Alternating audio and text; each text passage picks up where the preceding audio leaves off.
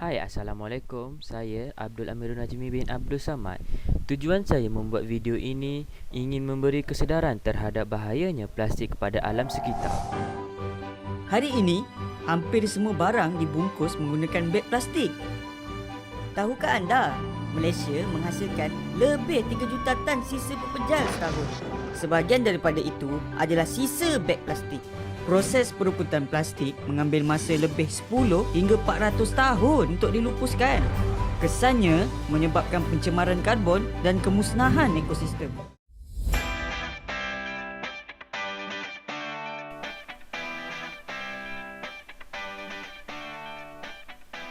Bayangkan, ini adalah ikan yang tuan-tuan perempuan makan pada kehidupan seharian yang boleh menyebabkan kita menerkensing.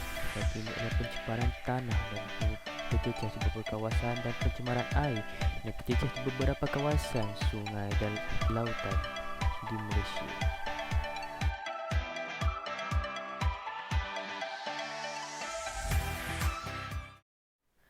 Alright, Assalamualaikum warahmatullahi wabarakatuh. Hari ini saya akan menemui seorang pelajar yang bernama Nur Natasha binti Hisham tentang perlunya kempen mengurangkan penggunaan plastik.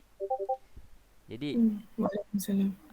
Cik Nur Natasha, boleh kita teruskan dengan sesi pertanyaan saya tentang pendapat dan cara-cara tentang kempen ini?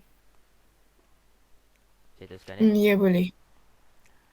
Soalan yang pertama saya akan menanyakan, apakah kesan positif kempen mengurangkan beg plastik dan usaha melindungi alam sekitar?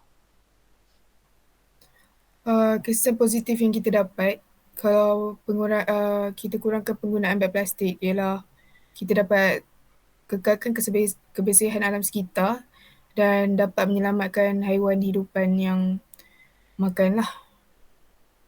Jadi so, jadi adakah cik punya pendapat perlunya kempen ini diteruskan sehingga bila-bila sehingga kempen ini boleh mewarisi dan menjaga generasi-generasi yang akan datang? Saya rasa perlu sebab banyaknya haiwan-haiwan banyak kepupusan menghadapi masalah kepupusan terutamanya berdasarkan dari punca pembuangan plastik yang merata-rata, so amat perlulah. Okey. Soalan yang kedua saya akan menanyakan adalah, apakah pandangan kerajaan negeri terhadap dakwaan bahawa cas 20 sen yang dikenakan terhadap pengguna yang mahu menggunakan plastik di pasaraya, di setiap pasaraya di Malaysia? Maksudnya pandangan. Pandangan pandangan kerajaan menetapkan semua pasaraya perlu caskan 20 sen setiap orang yang nak digunakan plastik untuk mengurangkan plastik ini. uh, Pada pendapat saya lah, pandangan orang untuk dia dia menghadkan orang yang selalu menggunakan plastik ni dengan mencas harga pada plastik tu, Betul? sebab kita kan manusia, kalau apa-apa yang bayar kita tak akan jarang ambil. Tapi kalau benda percuma tu yang dia akan gunakan. Betul, saya sokong ni. Jadi itu saja temu bual saya pada hari ini. Terima kasih Cik Nur Semua Natasha kerana sudi meluangkan masa bersama saya, dan maaf kerana mengganggu masa Cik ya. tak Jadi tak tak. jadi itu saja. Assalamualaikum. Okey, hai, Assalamualaikum. Hari ini saya akan menebual seorang pelajar yang bernama Muhammad Fauzan Haris bin Abdul Halim tentang pentingnya kempen pengurangan plastik ini, pengurangan penggunaan plastik ini. Jadi, Cik Haris, Cik Fauzan, Baik. apa khabar? Sihat, Alhamdulillah. Jadi, boleh saya teruskan dengan pertanyaan yang pertama saya? Boleh teruskan. Jadi, pertanyaan yang pertama, bagaimanakah contoh cara untuk menghindari penggunaan plastik dalam kehidupan seharian kita? Okey, baik. Terima kasih. Jadi kalau kita lihat soalan tu, cara untuk mengurangkannya penggunaan Ya, betul. plastik. Okay, kita kembali dengan soalan yang tanya plastik tu. Kita lihat sebab penggunaan plastik ni ramai memberi kesan positif kepada ramai kan, sebab dia menggunakan kos yang lebih murah. Lepas tu kalau kita boleh lihat lagi, ramai masyarakat Malaysia ni dia salah gunakan plastik ni sampai menyebabkan banyak pencemaran-pencemaran yang berlaku. Jadi dia ramai orang yang salah ambil gunalah tentang plastik ni. Jadi kalau lihat tentang cara untuk mengurangkan penggunaan plastik ni, kita lihat dari segi di kedai makan ataupun di mana-mana tempat seperti kantin sekolah dan sebagainya, kita kurangkan ataupun lebih senang kata kita hentikannya, teruskan. Kita hentikan saja penggunaan penyeduh minuman ni. Sebab kadang-kadang kita lihat ada baru-baru ini tular di media sosial bahawa seekor hidupan akuatik di mana mati disebabkan mereka salah faham tentang penyeduh minuman plastik tu. Mereka ingatkan itu merupakan makanan kepada mereka. Jadi daripada menyebabkan pencemaran alam sekitar, dia juga menyebabkan kematian hidupan akuatik. Gitu. Jadi selain daripada kita kurangkan ataupun hentikan penyeduh minuman plastik ni, kita juga kita boleh guna semula botol-botol minuman seperti contoh air mineral tu. Sebab kadang-kadang ada yang berjoging, kadang-kadang ada yang baru balik kerja penat-penat, dia pun dah tak ada air kan, dia pun pergi je kat kedai mana-mana, dia pun beli botol mineral tu. Jadi dia pun tak tahu nak buat botol mineral tu, dia pun buang je. Jadi disebabkan itu, kita guna daripada spesifik yang lain. Kita guna semula botol plastik tu. Kita boleh buat macam berkebun, kita boleh tanam bunga, tanam apa-apa sajalah yang menggunakan botol air tu untuk kita recyclekan balik bahan tersebut. Jadi sebab PKP ni kan banyak masa terluang kan, so kita bolehlah buat hobi baru. Seperti contoh kita berkebun, macam tu. Macam saya sendiri pun saya ada berkebun juga. Alah, tiba. Jadi boleh saya menanyakan pendapat Cik Fauzan, yang pendapat lah.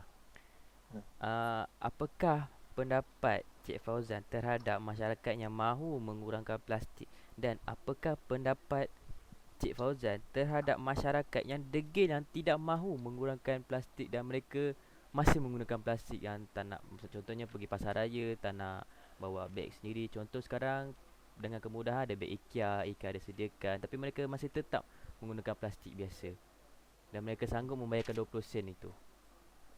Betul. Jadi ke arah orang yang nak kurangkan dengan arah yang orang tak mau kurangkan. Betul. Kita lihat daripada kajian yang dikeluarkan oleh siapa dah? Saya tengok boleh.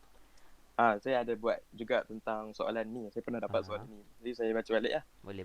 Jadi kalau kita lihat kajian yang dikeluarkan oleh pakar toksikologi Pusat Perubatan Universiti Malaya, iaitu Profesor Dr. Mustafa Ali Muhammad. Dia mengatakan bahawa sampah-sampah yang dikeluarkan, yang dibuang oleh orang-orang yang tidak bertanggungjawab ni, dia akan menyebabkan berakhirnya di lautan, dan kemudian di lautan itu akan membentuk sebuah pulau sampah yang berada di lautan Pasifik. Jadi disebabkan itu, kita boleh lihat plastik-plastik yang terurai, dia akan menjadi sebuah bahan kimia yang akan meresap ke dalam tubuh badan kita jikalau kita memakan hidupan akuatik yang memakan sampah tersebut. Macam kalau sampah tu ikan makan, so ikan tu kita makan, so ikan tu mati, kita pun mati. Macam tu. Lepas tu ada banyak cara lah, banyak kesan lah yang akan datang disebabkan sampah-sampah yang dibuang tu. Seperti contoh, kita menjadi obesiti, kita menjadi gangguan terhadap organ-organ, seperti contoh pembiakan, akil balik dan sebagainya. Jadi kalau boleh lihat pendapat saya terhadap orang yang alamak Azman. Tak apa. Saya faham. Bagi orang-orang yang nak kekalkan kurangkan penggunaan beg plastik ni, dia kekalkanlah sifat tu. Sebab kita teruskan penggunaan tu. Jadi dia mendatangkan kesan positif lah bagi diri kita dan juga orang lain. Tapi masalahnya kita lihat pada individu yang tak ambil kisah dan tak mau kurangkan penggunaan beg plastik ni. So renung-renungkanlah sifat tu. Kita ubahlah, ambil beratlah tentang orang lain. Sebab kita melihat macam saya cakap tadi, banyak orang yang sudah dapat bahan kimia tu dalam badan mereka dan menyebabkan kematian. Ada yang menyebabkan masalah obes, ada yang menyebabkan masalah pembiakan, iaitu akil balik yang lambat, dan juga ada yang menyebabkan kanser yang boleh menyebabkan kematian. Jadi kalau tak boleh nampak lagi ke bahawa penggunaan beg plastik ataupun penggunaan bahan-bahan kimia ini menyebabkan kematian dan banyak merosakkan tubuh badan kita lah. Jadi untuk orang yang tak mau nak kurangkan beg plastik ni, tak mau ambil kisah bagai ini semua ni, renung-renungkanlah supaya dapat dapat ambil berat tentang orang lain sama. Itu je. Oh, itu saja. Alright, baik, itu saja pertanyaan saya dan temu bual saya bersama dengan Cik Fauzan ni. Saya harap pendapat dan pemberian tahu Cik Fauzan ni dapat dapat orang renung-renungkan lah apa yang Cik Fauzan berkatakan tadi. Terima kasih kerana meluangkan masa untuk saya. Maaf Sama. kerana mengganggu. Tak ada apa lah. Alright, terima kasih.